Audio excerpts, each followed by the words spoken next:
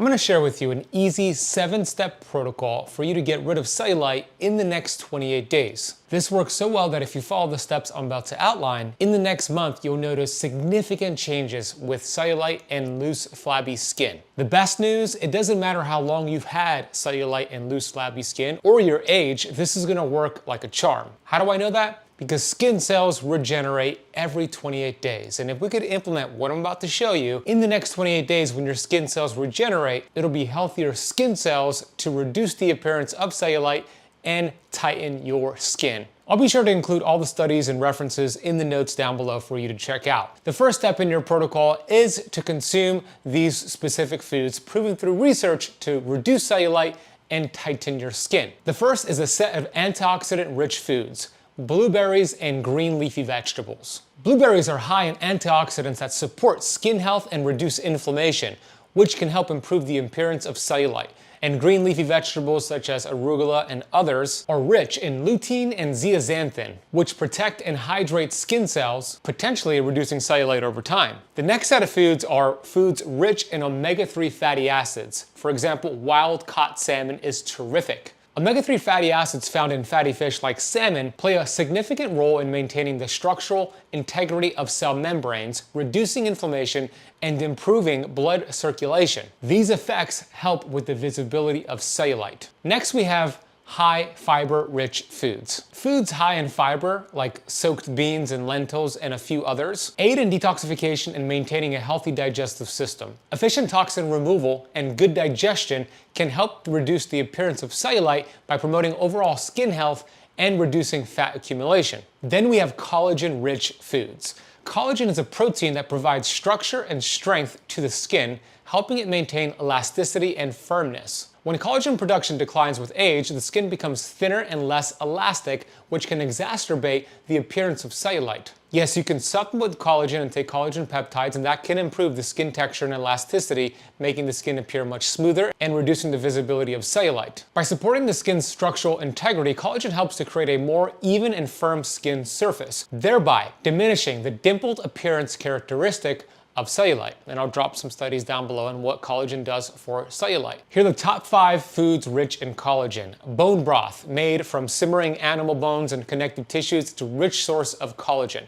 Chicken skin and chicken cartilage. Chicken contains an abundance of connective tissues and cartilage, which is high in collagen. Fish and fish skin is a good source of collagen, especially wild-caught sardines. They're packed with collagen. You want to make sure you get it with olive oil, with the skin and the bones still intact. Number 3 are eggs and egg whites. Eggs contain a high amount of proline, an amino acid that is essential for collagen production. And the 5th collagen-rich food is citrus fruits. Lemons, limes, grapefruits. While not directly containing collagen, they are rich in vitamin C, which is crucial for collagen synthesis. The second step in your protocol is to remove vegetable oils. Vegetable oils are also called polyunsaturated fatty acids, linoleic acid, and seed oils. Vegetable oils create a lot of inflammation in your body. Arguably, vegetable oils will create more inflammation, more cellulite, and more rapid aging than processed sugar and even smoking. We know these bad oils raise gelatinous B, which is produced by stromal cells or mast cells during the late proliferative endometrial phase and just after ovulation. Gelatinous B is associated with inflammation. When you consume vegetable oils, it raises gelatinous B and it enhances water binding, further worsening the appearance of cellulite through swelling. So here's a list of the oils, the fats you want to remove immediately. We have canola oil, called rapeseed oil in the UK, corn oil, cottonseed oil, soybean oil, sunflower oil, safflower oil, rice bran oil, grapeseed oil, refined peanut oil, and fish oil. Instead, we want to swap those for stable, healthy fats that actually support cell membranes and your skin's integrity. These are called saturated fats and monounsaturated fats. The best fats to cook your foods in would be saturated fats. These include butter, ghee, beef tallow, duck fat, and lard from healthy, non-hydrogenized sources. And the best oils for salad dressings and dips will be coconut oil, olive oil, and avocado oil. Now, when you're at restaurants, 99% of the time, they're going to be using the bad fats we spoke about. So that means it's going to be very difficult when you're eating out to avoid those bad fats, but I have a little trick for you. This is what I do at restaurants. I use my seed oil allergy card, which shows those bad fats I mentioned, that you cannot consume them, and the healthier swaps for the server and the chef to accommodate you. And it works like a charm. You can download it for free over at seedoilcard.com. I'll drop a link down below in the notes for you. The third step in your protocol is to achieve a process in your body called autophagy. The Greek definition for autophagy is eat thyself. That sounds pretty wicked, but it's actually a really important process for not just preventing disease, but for regenerating those skin cells faster so you can see a better effect with the reduction of cellulite and a reduction in your loose, flabby skin.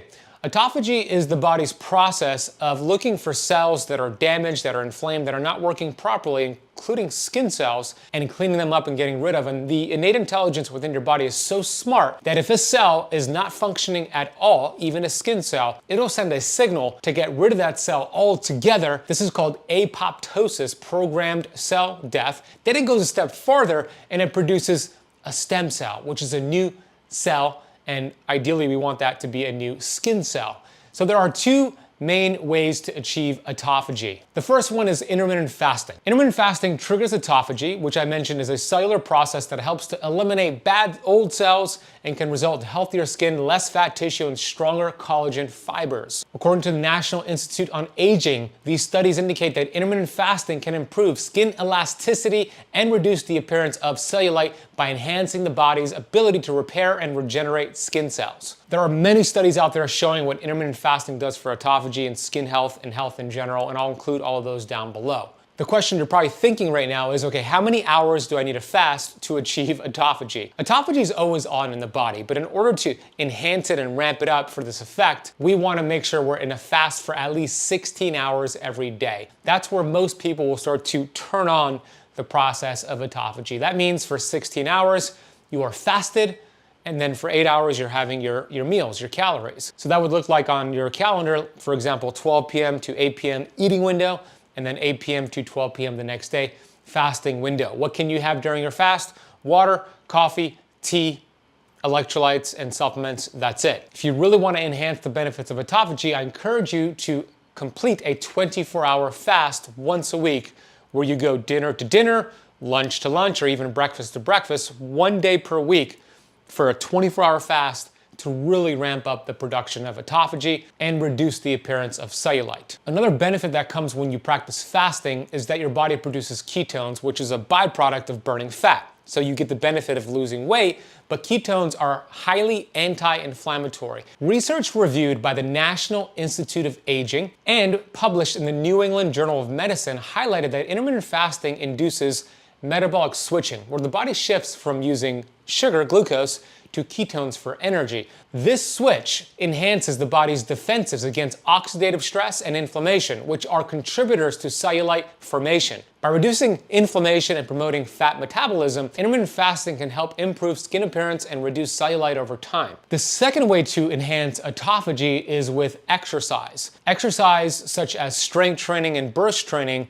will achieve autophagy. The ideal schedule is 3 exercise sessions every week. All it takes is 3 to 4 strength training or burst training workouts per week, 30 minutes each workout. The movements that get you the biggest bang for your buck will be burpees, squats, sprinting, push-ups, and shoulder presses. The fourth step in your protocol is photobiomodulation therapy, also called red light therapy. Red light therapy and near-infrared light therapy uses specific wavelengths to penetrate the skin and reach the mitochondria. This stimulation enhances collagen and elastin production, which improves skin thickness and elasticity, thereby reducing cellulite. Additionally, improved blood circulation and lymphatic drainage is stimulated by red light therapy, helping in reducing fluid accumulation in fat cells, which can contribute to the reduction in cellulite. A systematic review highlighted the combining of photobiomodulation therapy and other therapies such as mechanical tissue manipulation and radiofrequency, and it showed significant improvements in reducing cellulite. The review included multiple studies where combined therapies were more effective than just using phototherapy alone, but phototherapy alone still will get you results. Another study evaluated the clinical efficacy of red light therapy, and it found that red light therapy significantly reduced the severity of cellulite. Participants in the study experienced a downgrade in cellulite after following a regimen of red light therapy. So the best use of red light therapy will be 10-minute sessions twice per day.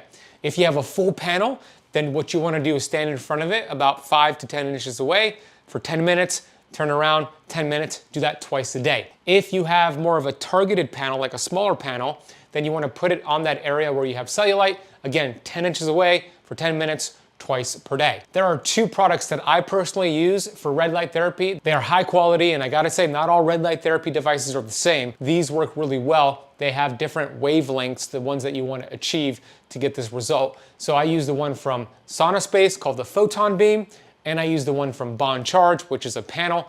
And I'll drop links and coupon codes for both of them in the notes down below. The fifth step is to balance two key hormones, estrogen and adiponectin. Let's talk about estrogen first. Studies show that estrogen dominance, individuals who have high amounts of estrogen have high amounts of cellulite. And I'll drop some studies down below. But also, low amounts of estrogen seem to be problematic as well. This study on PubMed showed during menopause, low estrogen concentration is responsible for increased vascular permeability and decreased vascular tone, which led to microcirculation impairment and are important factors predisposing to the development of cellulite. So how do you know if you have high levels of estrogen? Here are the most common symptoms with people who have high levels of estrogen. Number one, weight gain, especially around the hips, waist, and thighs.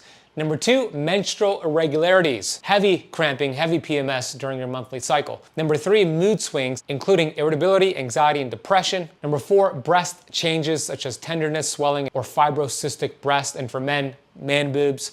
And number five, fatigue, persistent tiredness, and low energy levels. Here are the common symptoms associated with low estrogen, typically in postmenopausal women: hot flashes and night sweats, sudden feelings of warmth, often accompanied by sweating, vaginal dryness leading to discomfort or pain during intercourse, mood changes including feelings of depression, anxiety, and mood swings, irregular or absent periods in menstruating women, and sleep disturbances. If you suspect that you have high levels of estrogen, then the best thing you can do is take DIM as a supplement, consume more broccoli and cruciferous vegetables, and stay away from beer and plastic bottles. If you suspect you have low amounts of estrogen and progesterone, then consuming citrus fruits, sweet potatoes, and eating carbohydrates the 7 days before your monthly cycle will increase estrogen. The best way to know what your estrogen levels are is to get a Dutch test done. This is a 24-hour urine test, and it is the best, most accurate way to know what your estrogen levels are, so ask your doctor for that test. Adiponectin is the other hormone we want to focus on and optimize here. Adiponectin is a hormone produced by adipose fat tissue that plays a crucial role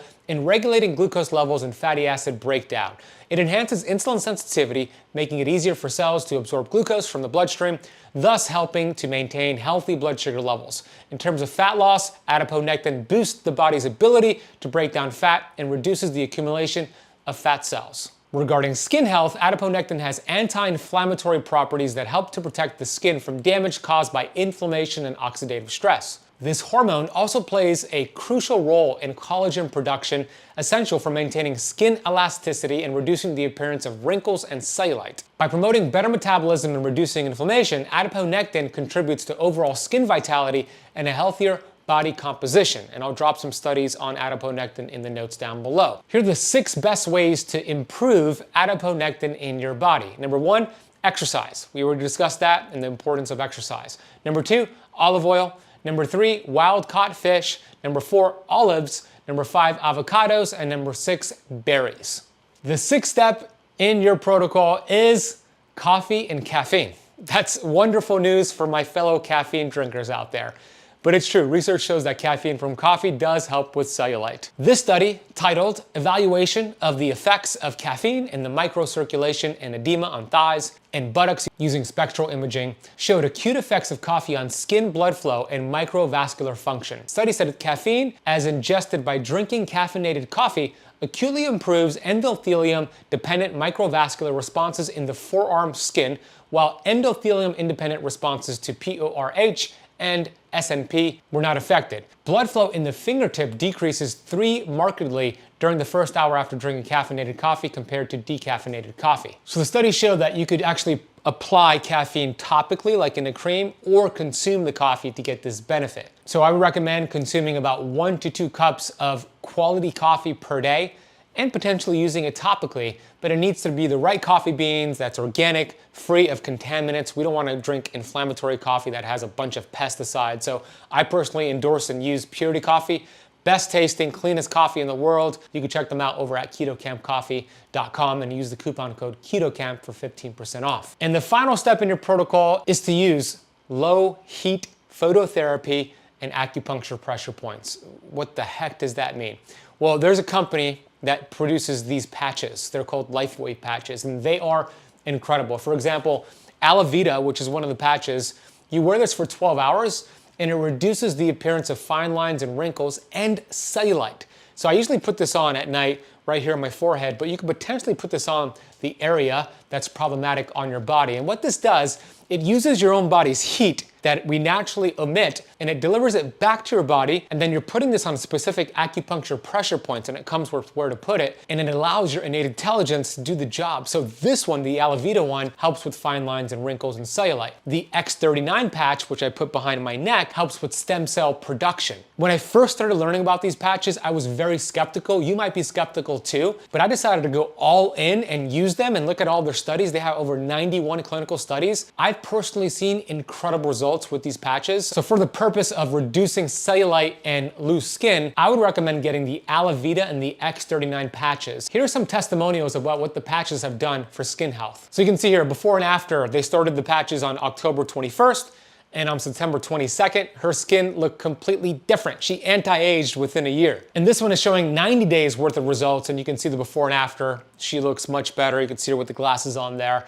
from wearing the X39 patches. And this one here is 7 months of wearing the X39. You can see her before and after. She looks absolutely incredible. And lastly, you can see the progress here of skin health as it relates to the neck and the chest area.